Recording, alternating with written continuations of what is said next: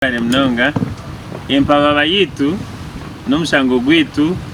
twahababira ekitwita utwabanza kuhabira ni Honorable Ngabirano Charles unabenyesimbere nawe no first respondent. Wa kabiri ni Electoral Commission yabineteza Karuru. Honorable Ngabirano Charles tumuhababira abo kugira ngo bakamurangira tashyirwa kurangirirwa akarura akakwatu yakasinje. Ecya kabiri akakona ivingana n'aba Electoral Commission process yo kuyiba obusinguzi bwanje a polling stations 20 bateza abantu ababere bafire, bateza abantu ababere barya heru, bateza abantu ababere baryo mucome akaruru. Ecyakashatu bagarika umkwenda kunyibiro obusinguzi bwanje aho nabere nsingire a polling stations 8 bakwata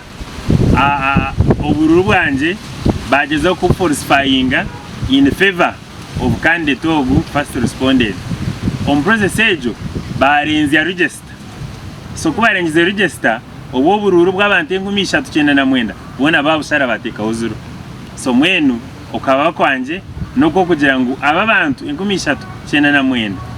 obugabe bwabo bwo kutera karuru bakaronda mwembezo bakwenda tuburu Electoral Commission ekabutwara kandi neragirwa kugira ngo obururo bubarurwe kurungi wazo mu sections za Parliamentary Elections Act, wazo mu 50, wazo mu Constitution ya Uganda Article 61 na nebiko yongerayo byona, wazo mu Parliamentary Elections Act section 71 nebiko yongerayo byona birumu. So hati itwito kitukushaba no kugira ngo judiciary oburamuzi kandi nyenda kushaba n'abanyarwanda bo n'abanyarwamparayist mwesige justice system yetu akuba buri yomo wena najumirira ebintu by'abirwamparayist, buri yomo wena najumirira kushanga ngo bugayo bw'abantu nibatera karuru kawo bakaronda mwebembezi bene abantu bake bakashagira ingere bakwenda. So mweni tutwazo mukoti ntuzesiga kandi nyenda kubahamiza muhaza ko emyezi emice nuzakuba twarebera obusinguzi bwitu mwebale mnawo. Polling stations ezibasha zirimo bakastera ho zero na polling stations 8 twabari munonga kananye ni twari umugisho gwo kusima Honorable witu tusime Julius Karahanga okurugaya akateka yo mushango gwe erizobo abo kubagwampare kitwarebire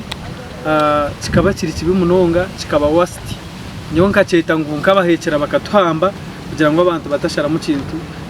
ikibagenderire kibaye bagenderire intaro zikabaho bakatera abantu bakora buri kimwe cyona konke cyanshemeza no kugira ngo unyunkanje mutare center kandi bakandete wabaye simbire kuya bribe ingire yiba yakore byona we kuba we ekiyabe nashabane kimwe akanaje ati nyowe mudikiraringe tuzo mukoti mudikiraringe tuzo mukoti me nashemerwa munonga ngo koti eje yabire nashaba Honorable Julius Tusime kandi yabaza kugizamo kandi tutekateka mukoti neza kushujuma bujuri zobu erebe buri kimwe ibase kutereza mwebembezi witu abantu bitubona ni baragwampara akwana nayinkanye simbireho abwa kansara LC5 kanyine furaga umushaya yatutura NRM yagira yargaho yarangirira yaje NRM tino rasingi namwe nisima abanyagwampara bayemerireho akwo bururo bwagarukiriho bwaye buri mu meya Daudi na meya Kurisi bakabasa kusingira higuru munonga kandi bayereka ngo NRM ikinamani menyo kinkushaba no kugira ngo koti ishare muje itagaruka kushara munke ryo bwahwire igihe cyamadide bitwabentureba tushabangu bashujumbeje batuyambe wampara batuherezo businge akuba kandi detogwe uko ubarangiriye yo mukureba kwanje nabasako yabatakwisana burure 12 so bagezeho bashujumeje kandi akarura akatukayentushaba barangiriro wasingire ninga baje ngo tukatere cyakitakwena ngo nogo buwayibire uwafozingire buri kimwe asibe naza no muntebeje ahandi mwe bari munonga tutakayikire no kurebe byabire mu konkanywa amazina ne banyetane w'ubushoborozi David Zirauka n'inyemeya wakabura incumbent kandi ugarukira akatwara